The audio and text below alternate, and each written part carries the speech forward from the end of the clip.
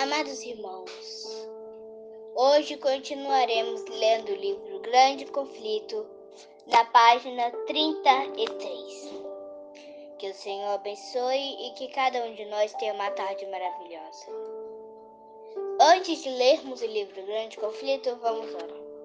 Senhor, abençoe a vida de cada um de nós. Muito obrigado por ter feito tudo isso. Desde quando nós nascemos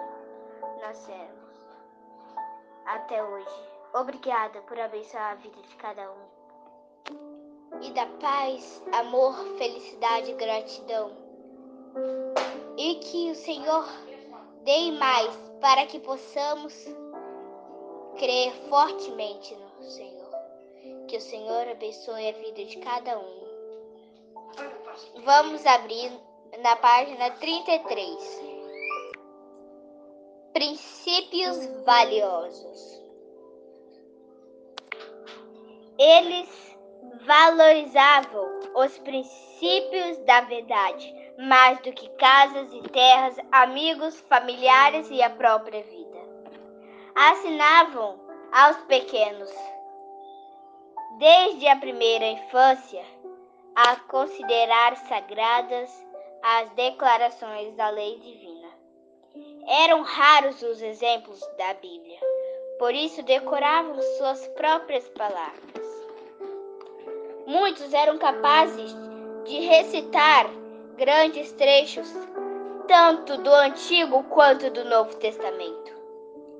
Eram instruídos desde a infância a suportar dificuldade e apesar e agir.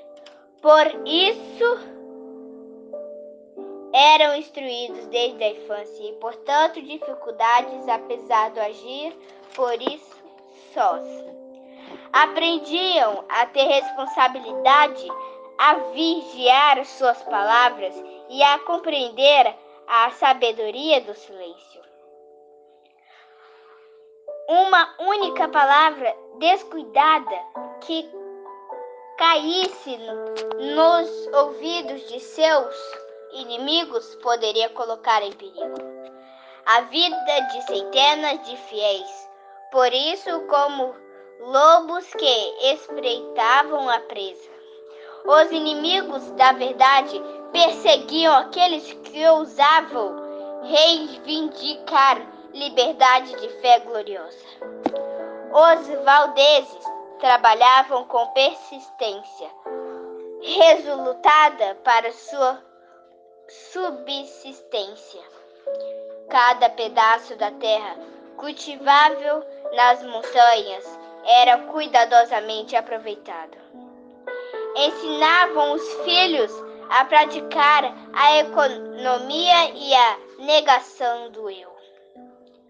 O trabalho era duro, mas saudável, do tipo que os seres humanos, em seu estado decaído, necessitam. Os jovens aprendiam que todas as suas capacidades pertenciam a Deus e deviam ser desenvolvidas para seu serviço. As igrejas do Valdenses se assemelhavam às do período apóstolo,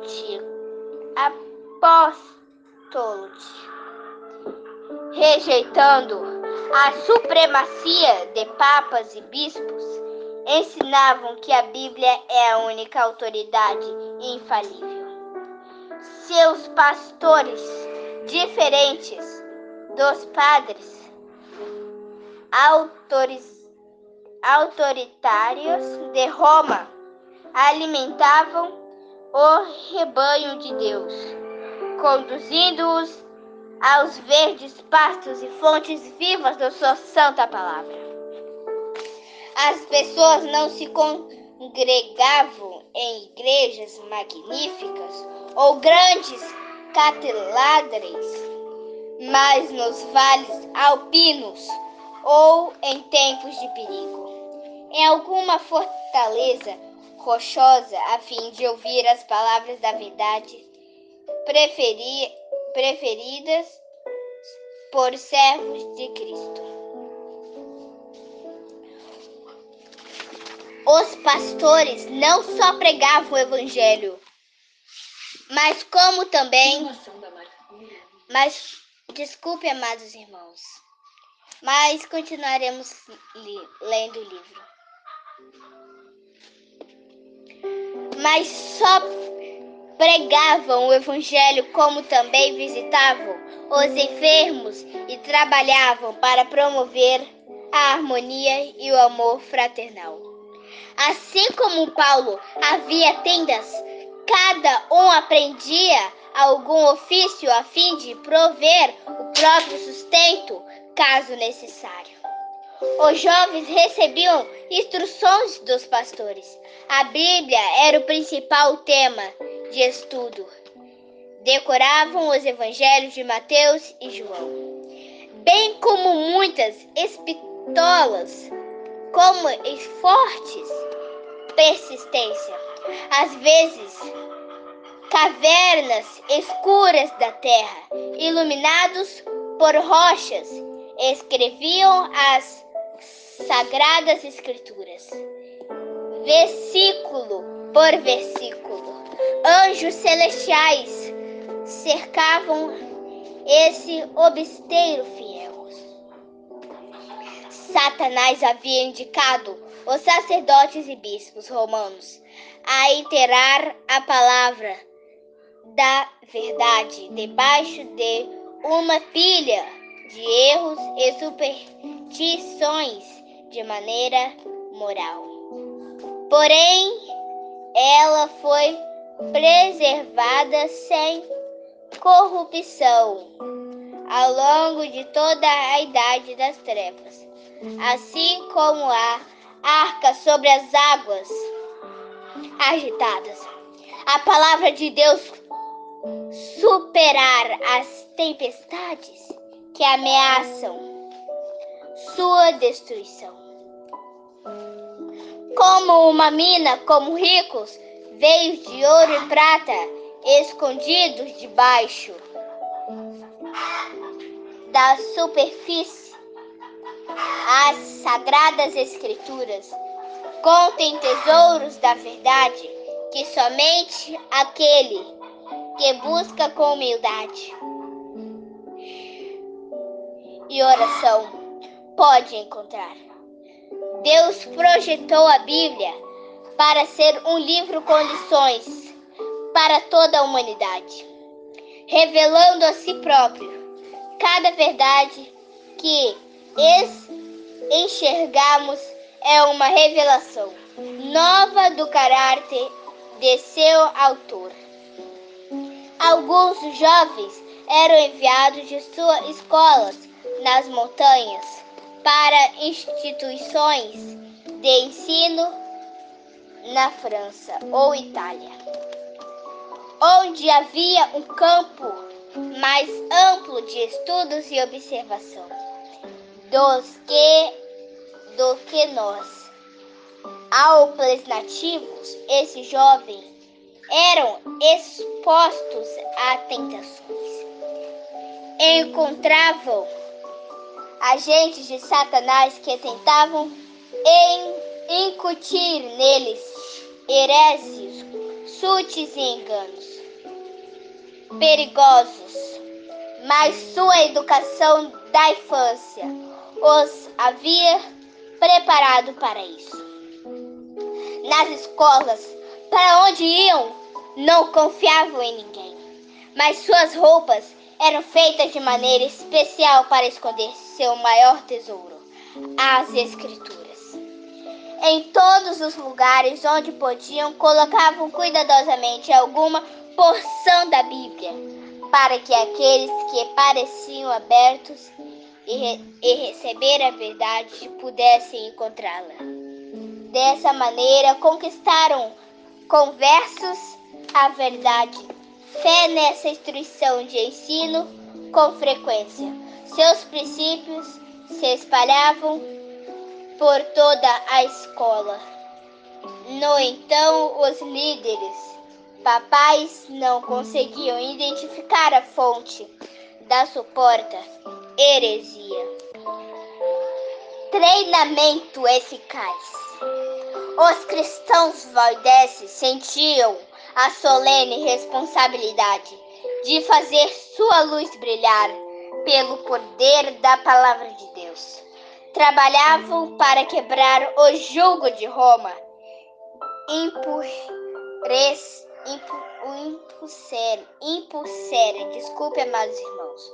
impulsera os ministros valdenses. Precisavam servir por 3 anos em algum tempo missionário antes de assumir uma igreja na própria terra. Uma introdução apropriada à vida pastoral em tempos difíceis. Os jovens haviam diante de si não riquezas e glória terrenas, mas trabalho duro, perigosos e a possibilidade da morte de mártir. Os missionários saíam de 2 em 2, assim como Jesus havia enviado.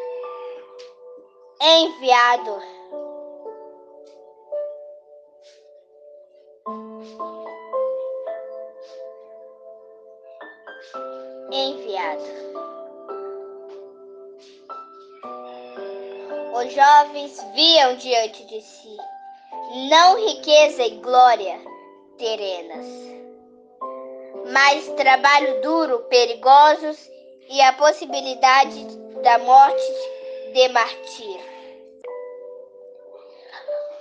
Os missionários saíam de 2 em 2, assim como Jesus havia enviado seus discípulos. Se revelassem sua missão, a derrota seria certa. Cada ministro tinha conhecimento de algum ofício ou profissão. Assim, os prisionários realizavam sua obra sobre o disfarce de um trabalho celular, em geral como se antes ou verdadeiros. Carregavam consigo seda, joias e outros antigos, e sempre eram bem-vindos como mercadores nos lugares em que seriam rejeitados.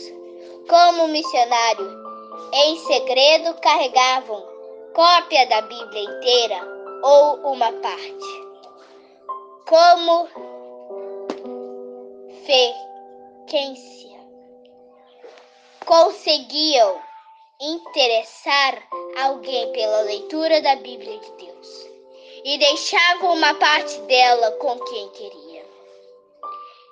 Pés descansos, roupas rústicas e manchadas pela viagem. Esses missionários passavam por grandes cidades e chegavam até terras distantes. Igrejas surgiam ao longo de seu caminho, e o sangue de mártires testemunhava da verdade, relada e em silêncio.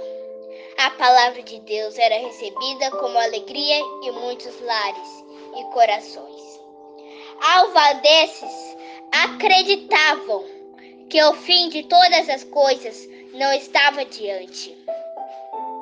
À medida que estudavam a Bíblia, ficavam profundamente impressionados com o dever de tornar conhecimento da verdade da salvação aos outros. Encontravam conforto, esperança e paz na crença em Jesus.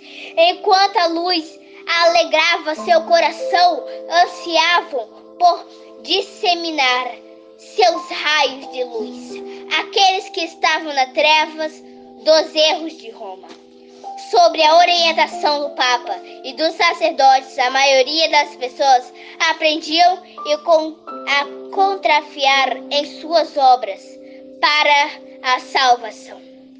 Esse indivíduo olhava o tempo todo para si, sua mente refletia na própria condição pecaminosa, afligindo a alma e o corpo, sem achar alívio. Milhares consumiram a vida em celas de convento por meio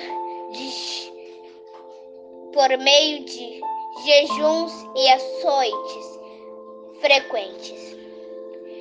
Vigilas da meia-noite deitavam-se em pedras frias e úmidas e fazendo longas peregrinações assombradores pelo medo da ira vingativa de Deus. Muitos sofriam continuamente, até que a natureza exausta expirava, sem um raio de esperança, descia à sepultura. Amados irmãos, eu quero falar uma coisa para vocês. A história que está em suas mãos é real. De certa forma, ela inclui todas as outras, inclusive a sua. Este livro explica por que o mundo é do jeito que é hoje, respondendo às perguntas mais inquietantes da mente humana. Por que estou aqui? Por que as pessoas sofrem? Existem esperanças para a humanidade? Qual é o futuro do planeta? Nesta obra instigante e envolvente, você descobrirá o que torna alguém vencedor ou perdedor no intenso conflito no qual todos estamos envolvidos. Esse conhecimento proporcionará paz interior e força moral para você avançar na trajetória da vida, sem medo do futuro. Por tudo isso e muito mais, leia este livro imediatamente. Antes, vamos orar comigo. Senhor meu Deus, Tu viste o que nós lemos agora. Que possamos entender e que possamos crer mais no Senhor. Que o Senhor abençoe a vida de cada irmão que está ouvindo, mas também quem não pode ouvir. Abençoe as pessoas que estão na rua, porque só o Senhor sabe. Mas continue abençoando. Não importa a pessoa, importa a atitude que elas têm.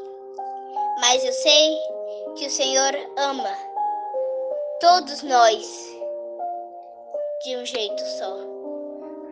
Você é o Pai de amor, Pai da felicidade, Pai da paz, Rei dos reis, Médicos dos médicos.